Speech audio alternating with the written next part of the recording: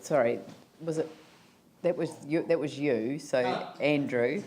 And yeah. I'm me, yeah. It was you, are you sure? Yeah, I'm a little bit concerned at, saying that there should be a less stringent monitoring or a less stringent design standard in an area just because it doesn't have a suburban master plan. And particularly when you look at that 21-day turnaround, we've already made this design assessment process a lot easier to achieve than it previously was. I mean, I'm wondering whether I really wouldn't prefer to see the 250 square metre remain in place and not relax that to 500 square metres in any of the suburban centres, because, I mean, at the end of the day, what we want to be doing is encouraging good quality design wherever it might be, not just in Littleton, Sydenham and the other master plan suburbs. So maybe just to assist in our decision making with this, could you give us a couple of examples of what a 500 square metre building might look like, or where there might be one that we can compare to? Because I think it's quite an important decision that we're about to make, and it would be good to be able to visualise the effects of what we might be doing.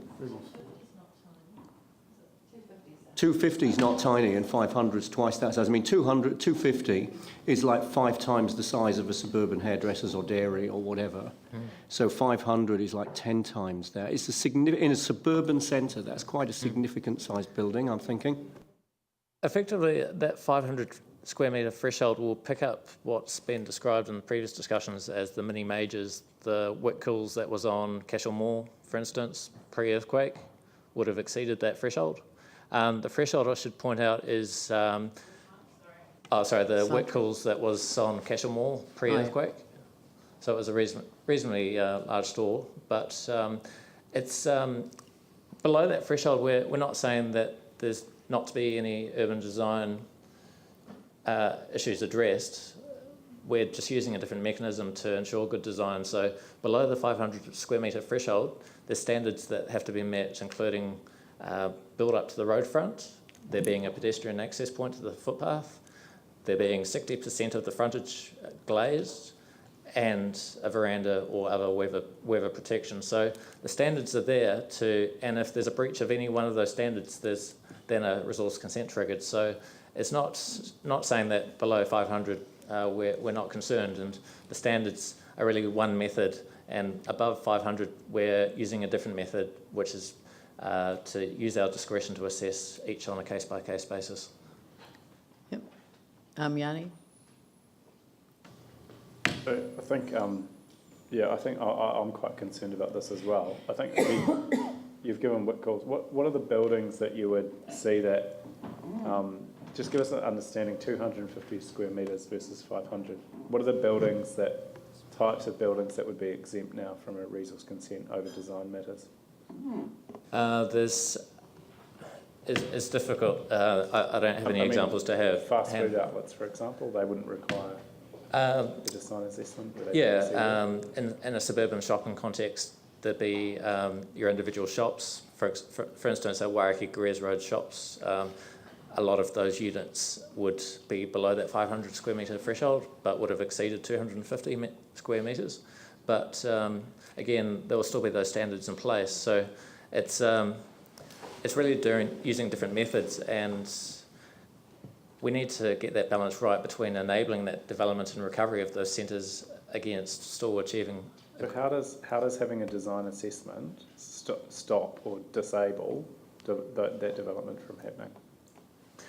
There's what's come in from feedback, as well as our own assessment by way of the independent review, has been the industrial zones. We've got provision for redevelopment of brownfield sites for residential and or mixed use, and if a large retailer decides that in their assessment of where they locate, they'll consider the regulatory framework and how enabling it is of going in one place versus another, and if there's potential that they can find an easier path through by locating outside a centre in an industrial zone and arguing that it's a brownfield site that's no longer appropriate for industrial use, then they could well choose to locate there, and we're trying to get them back into commercial centres. So it's really offering a carrot to go back into a centre given the change we're going from, given the change in the approach we're taking, keeping in mind that in industrial zones at the moment is very permissive, and we're using effectively a stick to say we want you to go into centres, and we're putting in place rules to restrict office and retail and industrial zones, but we need to offer a carrot, for want of a better term, to attract business to centres.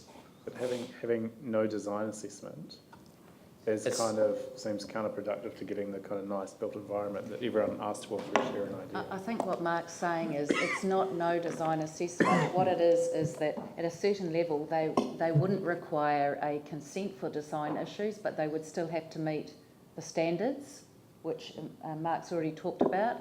And then over a certain threshold, 500 metres along the road front, they would have to get a consent, and that would be assessed. So that's it just seems that the scale between 250 and 500, you're talking about a significant development that doesn't need to have a consent for good design. Yes, but it doesn't need a consent, but it does have to meet standards. So what part of the consenting requirement wouldn't be met? You know, I just don't know what. Anyway, you've asked the question that was already asked and answered, and you either agree with it or you don't, and you obviously disagree with it, and others agree with it. So I think we're just going to have to move on. Is what are the design requirements? We've already had that explained to us, but perhaps one more time, can you explain what the design requirements are for buildings that are under the 500? Certainly. Any buildings required to be built up to the street to ensure a relationship with the street. There's a requirement for 60% of the elevation facing the street to be glazed. There's a requirement for a veranda or other weather protection, and there's a requirement for pedestrian access from the street to the shop or other use.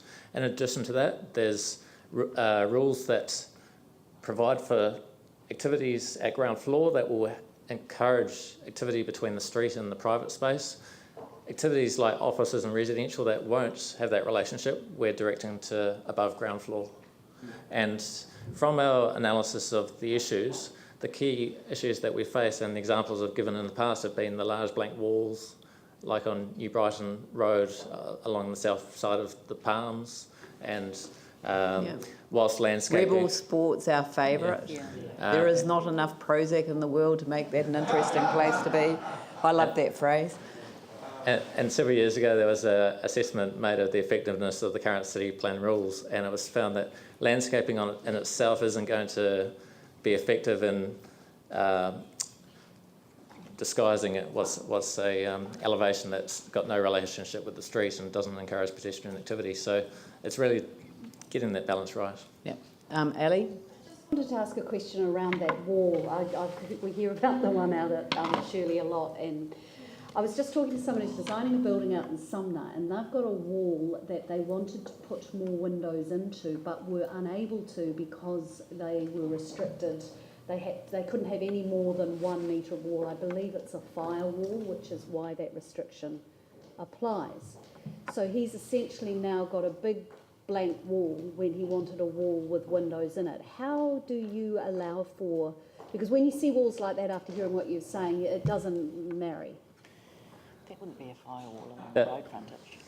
I need to check the circumstances of that, but there is a need to reconcile the urban design provisions with the building code, and you're right, there is in the building code requirements for firewalls where there's a boundary between two private properties. So is there a link between that and what you require from design, urban design? No, because a firewall wouldn't be required between the street and a shop, for instance.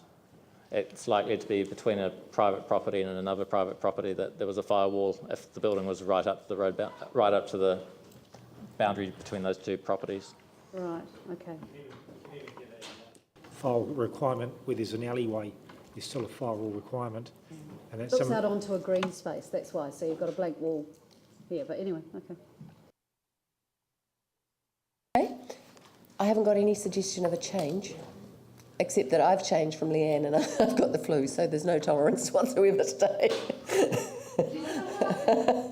Right, so I haven't got any change on this? No? Okay. Are we being asked to move the change that staff are recommending, or are we being asked to just Yes, go with what so we've got? we've got a change with us. Do you want The draft before you includes these changes within it. Right. The reference to Sydenham, Sumner and Littleton, where we propose to retain the previous draft standards, so a higher threshold. That's not in the draft that you've got, but we'll make that change to essentially require in Littleton any new buildings to be subject to that urban design assessment, and in the case of Sumner and Sydenham, developments on a key pedestrian frontage or outside a key pedestrian frontage development greater than 250 square metres. And that's to recognise that in order to achieve the outcomes sought in the suburban centre master plans, we need to assess those developments. And also in Sydenham and Littleton in particular, you tend to have a finer grain of development, and so potentially the risk of imposing the higher threshold is that the majority, if not all, of the development would not be assessed. So. Okay, Andrew. Is that not relevant to any suburban centre though? I mean, I appreciate what you're doing in terms of looking at those more sensitive sites, those more sensitive areas where the grain's finer and that sort of thing. But is that not actually relevant to any suburban centre?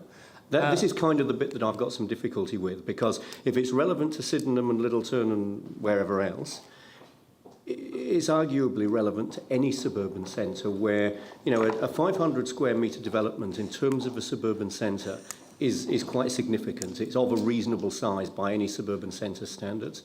And I would have thought that if the 250 square metre threshold was relevant in the suburbs that you've mentioned, there's a strong argument that it's relevant in any suburb. The focus on those centres is there's a number of factors, as well as the other master plan centres. They sustain a significant amount of damage, and there's a lot more rebuild required in those centres. Therefore, there's going to be a lot of change in terms of the built form. Secondly, there's a strong character, particularly in Sydenham and Littleton, where and in both those centres there's guidelines that have either been developed prior to this district plan review in the case of Littleton, or in the case of Sydenham there's guidance that has come through in the master plan, and to achieve that desired character and outcome there's a need to ensure that we can have some regard to those guidelines which otherwise don't have any weight. Or there's also been a strong desire from the community, particularly in Littleton, for that assessment of design. So whilst I take your points, there's essentially different methods being used across different centres. So, but as I said before, below the 500 square metre threshold, we're still putting in place controls, but it's by way of standards rather than that generic assessment. Yeah, no, I appreciate that. The third suburban centre that you mentioned by name, there was Littleton, Sydenham and Sumner. Sumner, that's good. Okay. Because Sumner, if it hadn't been Sumner, that would have been the next one that I would have been talking about. But there's also an argument, though, where we've got other suburban centres, like, for example, New Brighton or Edgware, or, you know, other places with master plans, and there'll be some others without master plans, that we should be aspiring to the same good standard of urban design in the areas you've mentioned. And clearly you're feeling that lowering the threshold will bring the outcomes that you're looking for in those centres. There's an argument that that would bring a better outcome in any centre. So I'm certainly suggesting that I'm in favour of keeping the threshold at 250 right across the board. Okay, so can I suggest that Mark is suggesting that in those areas not named, that it goes from 250 to 500 with a whole pile of provisions, and you're clearly not in favour of that, and Yanni's probably not in favour of that. But can I suggest that we just do a quick show of hands so we get some sort of indication before we get into major details? So Mark's suggestion, can I just have a show of hands for those in favour? 1, 2, 3, 4, 5, 6, 7, 8, 9. So my hunch is that that's not going to go through, if that's helpful. But you are welcome to move it if you want. No, you're good. Okay, is there anything else? Because is there anything else you guys want to bring up? I have one small matter. I'd like to small raise. matters. Right, okay. Two very minor points. One is in the objectives and policies of the commercial chapter, there's a table that sits below policy 1. Don't rush for the pile of paper. With the table effectively provides greater definition of what the function of a district, neighbourhood and local centre is to help the reader understand what makes a centre a district centre or what makes a centre a neighbourhood centre. And the final point is that the commercial chapter, there was a number of rules for commercial local zones, so the proposed local centres in greenfield residential areas, and to reduce the complexity of the chapter and to reduce repetition, we've consolidated those provisions in an attempt to make it easier for the reader. So that's...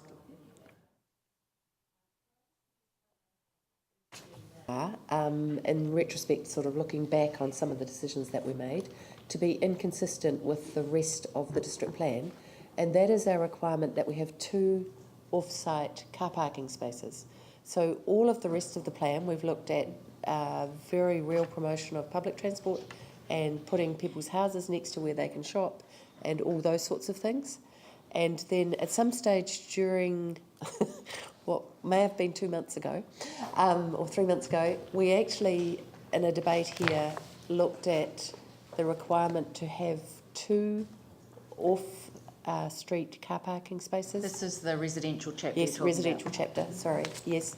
And it seems to me to encourage homes to have 2 car parking spaces, which is probably has to be sort of impervious materials, is totally contrary to our overall aims of the whole district plan and to our whole flooding aims as well. So I just wonder if we are absolutely wedded to that, or whether we could live with 1. That is the current operative plan. Just before that's opened up to the rest of the councillors, perhaps I could ask David to give more elucidation on this topic, because we're not requiring 1, but I'll ask. Okay. Yes.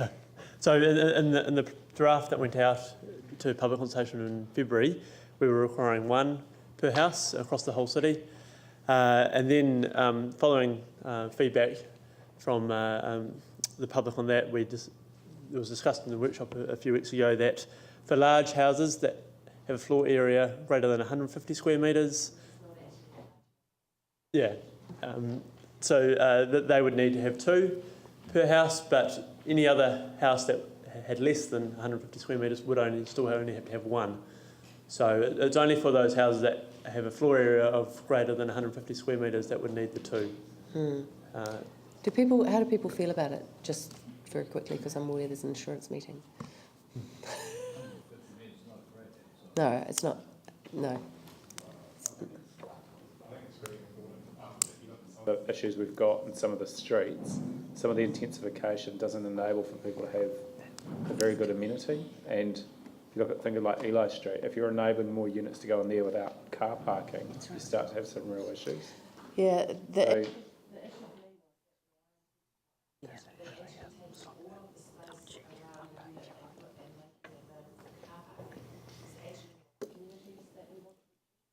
That was the difficulty I had, but if people are happy with it, I won't pursue it. I think it's just an odd rule that is inconsistent with the rest of the plan now. The problem is there's areas where you could probably intensify and it wouldn't be such an issue. There's other areas around shopping malls, like Riccarton Mall, for example, or Merivale Mall, where if you don't provide car parking, where do those people park? And the board's already having to do parking strategies, retrospectively go in and look at actually what they do, and it's a real mess. So, yeah, to be fair, the car parking around Riccarton Mall is not the households. No, that's the point. But if you enable more intensive houses that actually have cars, and if you look at the statistics around how many people own cars and the increase in car ownership, you actually create a public problem that we then have to pick up. If everybody's fine with it, I won't. Just follow on from Yana. He is quite right around the shopping centres. It is quite a problem, because what you've got, especially in around Merivale, because I managed the area for a number of years, they started putting 2 hour restrictions, which applies to, unless we give some exemption to the private property owner, they can't park on the street they have no Okay. space in their property. Just in around certain areas, there may need to be some designation around high-use areas, I don't know. Okay, I won't bother pursuing it. Andrew? Just a point of clarification. You mentioned right the way across the city there's a requirement for 1 car park per residential property. I'm just checking that there hasn't been a change slipped in without me realising it around the Banks Peninsula mixed-use commercial zones. So they're Littleton Town Centre and Akaroa Town Centre. If somebody was building a mixed-use development with commercial at ground floor level and residential apartments upstairs, my understanding is there would be no requirement for car parking in that case.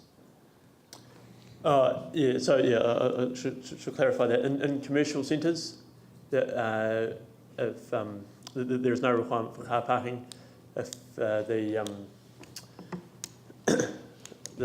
activity does not require an integrated transport assessment, which is what we discussed last week. So yeah, just within commercial zones. So that would apply to those mixed-use developments. But in residential zones, yes, it is one. Except Littleton. You don't have to provide off-street car parking in all of Littleton, do you? No. In Littleton, you don't need to provide off-street car parking? It's only in those commercial zones where you Sure. don't need to provide car parking for, in residential zones you still do need to provide at least one. There would be a lot of non-compliance then, wouldn't there? Yeah. Okay, any other questions on general? Okay, Yanni. I've got the map around the intensification of housing, and I'm just really confused on planning map 39. I'm just wondering if you could take us through. This is around Eastgate Mall, and it's a little bit hard to see because unfortunately Eastgate Mall is kind of cut into 2 other maps, so it's quite hard to get a sense of exactly what's happened to that zoning, but I'm not sure if the colour hasn't come out properly or whether some other thing has happened. So we had a big debate and we voted on it, and I just can't see the impact of what we agreed being reflected in the planning map. You'll recall in all of these ones in that we left it as living 2 effectively instead of the more medium density ones. It was living Apart, through of course, from Rickerton, just a which portion stays around. exactly as it is, Helen. So you're quite safe, yeah. I think what's confusing is that you've got RS What page are you on? 39, 39. you've got RSDT and RND, and you've got, so there's 2 different residential zones within the same colour. RS, I presume, is the old living one. The RS is the old living one. The RMD is our new equivalent living 3 zone, but the RSDT is equivalent to the living 2 zone, the existing living 2 zone. You'll recall that the plan that we put out for public consultation referred to a residential suburban density overlay. Now, feedback that we had was that people were finding that density overlay confusing. So we found it simpler, or we made a decision, and I think we've previously discussed this with the council as well, to remove that density overlay and just apply straight zoning. The RSDT is effectively a living to the existing living 2 zone, or the equivalent of the existing living 2 zone. So I think what? on Yeah. the maps we had with beige,